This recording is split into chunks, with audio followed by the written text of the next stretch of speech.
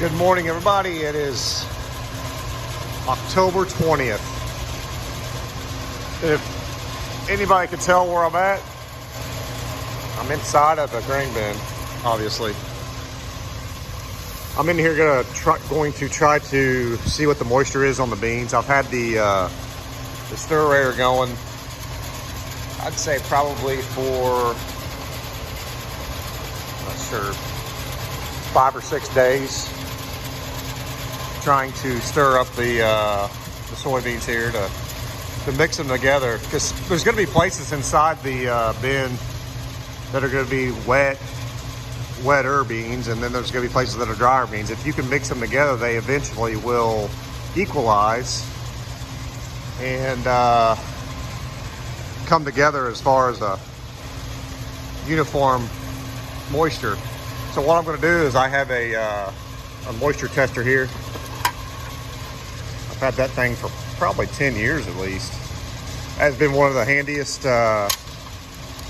tools that I have when it comes to keeping grain good in the bin, to make sure that I have the right moisture when it comes to keeping the crop over a year or so, depending on, or maybe not quite a year, because it's fine in the wintertime if you have a little bit higher moisture. But once it gets warm, like in the spring and then in the summer, if the moisture's off, it's going to start molding and causing all kinds of quality problems. So here's the tester. You got different products you can pick, and what I will do is make sure it's empty.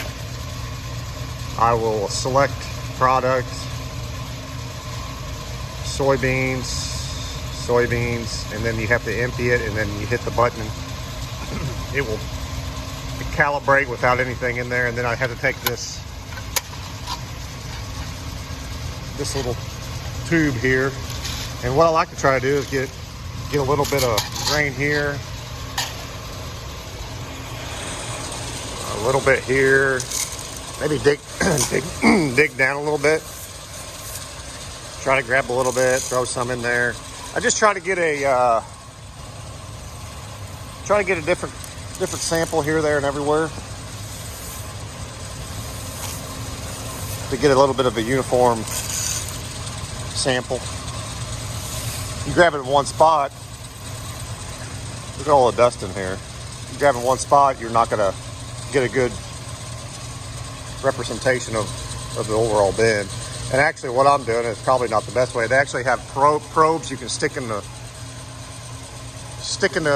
corn or beans and wheat or the crop, and it will take a sample every like 2 or 3 inches up and down that probe, and then it's a metal probe. You twist it and you'll let grain inside of it. It's kind of like a tube, and then you can pour it in here. That's actually the best option, but I don't have one of those. So we open that up, let it drop down in, and then I have to take this off, and right here on the edge of this tube there's a flat part. You take that and you level it off, just like that, and then oh, look at that, and it died because I have wasted too much time. So we get to do that again. So what I will do is pour this back in here, and then I will add a little bit more. Grab a little handful here, throw it in here. Maybe be ready this time. Let's try this again. Soybeans.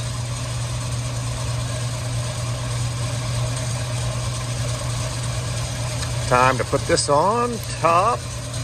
Pull the slide. Let it fall, and it says fill cell, which I'm doing, and then strike cell. Fold upright and still, and then you hit the button. Little arrow. See the little arrow right there? Strike it off. Make sure it's pretty level, and then you hit the test button. So it's in the process right now of testing. See what the moisture and test weight is. So 13.4. That's a really good moisture. 13 is actually dry. I don't like to see anything above 14 because that is going to require a little bit more air. Now what I will do is I will take a few more spots out here to test, just to double check that this layer that we have here is dry. And what I will do is, in about a day or so, because that stir air keeps stirring, it brings grain from the bottom up to the top and deposits it and mixes it all around. It's like a big blender. Those rods right there are probably another 6 or 7 feet down below the grain. They're like little bitty augers, and they pull grain from way down at the bottom to the top and all through the middle and mix it together. There's probably a foot down below on the floor that does not get stirred up because I have a sweep auger down there that helps clean out the bin. Well, those augers can't get into that. If they get into that, it's going to break something. So there is about a foot off the bottom of the bin that does not get stirred. I try to get that first couple loads of beans or crop in here to be very dry, or dry enough that it's not going to cause problems throughout the year. Now, because these are seed beans, I probably anticipate them not being in here very long. They will be picked up by Bayer and hopefully used for seed for next year. This variety is a 46 XF3, one of their newer varieties that they're trying to promote.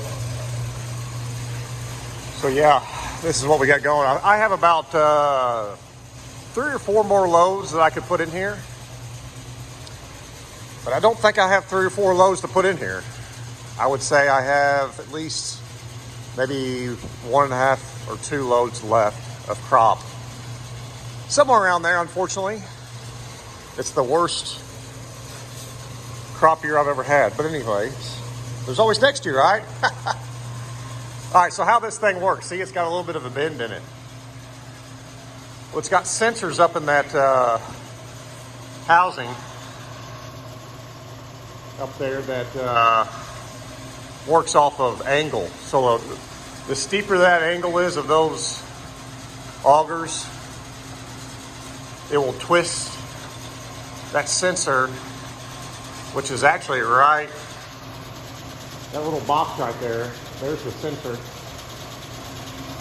It will tell that sensor that where it is too steep of an angle and actually shut off that motor right there. That motor runs along the edge of this bend. It will tell that motor to stop. So right now it has stopped, not moving. So what happens is these augers will catch up to it and get more vertical in line, and that sensor right there will say, okay, I can go now, which now it's going. The other thing this stirrator does, it runs back and forth on this track. The track goes all the way to the middle. So it will run itself with this cable. There's a cabling system up there at the top. It will run itself not only around in a circle, but it also will bring itself this way as it runs around in a circle. So as you can see here, it's already been here. It's made a loop around and a loop around and just keep going around and around and around. So it will do this until I turn it off or until it breaks. They are prone to having mechanical problems. There's always something that seems like that goes wrong with the stirrator. Thank goodness right now, so far, everything has held together and is doing a great job. I've come in here before and had augers stuck in the crop, and the motor and that assembly right there just was going on and around without even the augers. It didn't even know which it shouldn't know that, but it never did stop because it didn't feel the angle on the sensor. So yeah, there's always something. As you can see, there is a lot of stress being put on those augers. It's a pretty steep angle, but that's what it's supposed to do. And they're not bending. I mean, they are bending, but they're not actually bending the steel. So yeah, get to climb out of that ladder there. That's how we get in. And yep, wait for the next load. Have a good one. Living a dream.